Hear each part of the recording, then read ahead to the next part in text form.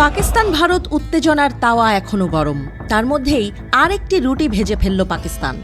সম্প্রতি ভারতের সাথে সীমিত সংঘাতের পর এমনিতেই ফুরফুরে মেজাজে রয়েছে দেশটি।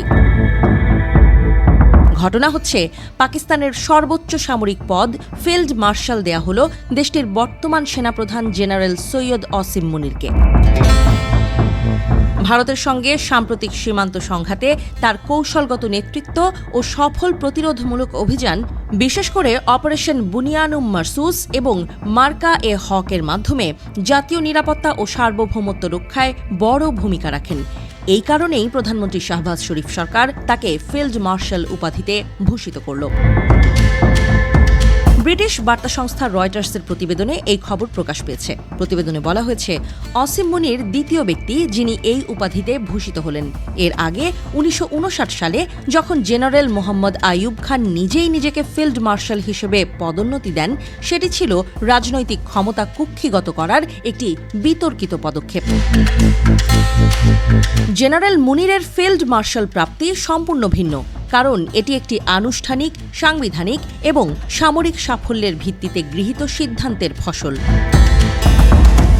এই পদ সেনাবাহিনীর নিয়মিত পদোন্নতির অংশ নয়, এটি একটি সম্মানসূচক পদ যা শুধু বিশেষ সামরিক সাফল্য ও জাতীয় নিরাপত্তায় অসামান্য অবদান রাখার জন্যই দেয়া হয়। এই পদটি প্রধানমন্ত্রীর পরামর্শে প্রেসিডেন্ট এবং মন্ত্রিসভার সম্মতিক্রমে দেয়া হয়। জেনারেল অসিম মুনিরের পদোন্নতি এসেছে এমন এক সময়ে যখন পাকিস্তান ও ভারতের মধ্যে ব্যাপক সামরিক উত্তেজনা বিরাজ করছে। মন্ত্রিসভা জেনারেল মুনিরের কৌশলগত দূরদৃষ্টি ও সাহসী নেতৃত্বের প্রশংসা করে বলে, এই পদোন্নতি পাকিস্তানের সার্বভৌমত্ব রক্ষায় তার অসামান্য অবদানের স্বীকৃতি। এই পদ গ্রহণ করে মুনির বলেন যে এই সম্মান তার একার নয়, এটি পুরো দেশবাসীর, সেনাবাহিনীর এবং শহীদ ও মুক্তিযোদ্ধাদের জন্য উৎসর্গীকৃত। বিশ্বব্যাপী ফিল্ড মার্শাল পদটি একটি সম্মানজনক পদ, যা সাধারণত যুদ্ধকালীন বীরত্ব ও কৌশলগত নেতৃত্বের স্বীকৃতিস্বরূপ দেওয়া হয়। এটি ঐতিহাসিক, সাংস্কৃতিক এবং সামরিক ঐতিহ্যের দিক দিয়ে গুরুত্বপূর্ণ।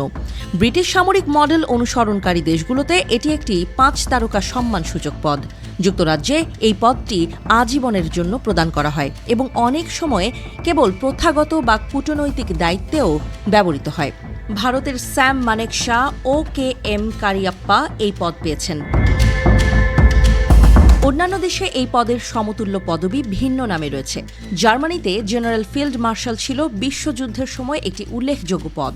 রাশিয়ায় সোভিয়েত ইউনিয়নের মার্শাল, পরবর্তীতে রাশিয়ান ফেডারেশনের মার্শাল একই উদ্দেশ্যে ব্যবহৃত হতো। যুক্তরাষ্ট্রে এই পদ জেনারেল অব দ্য আর্মি নামে পরিচিত, যা ডোয়াইট আইজেনহাওয়ারের মতো নেতারা পেয়েছিলেন।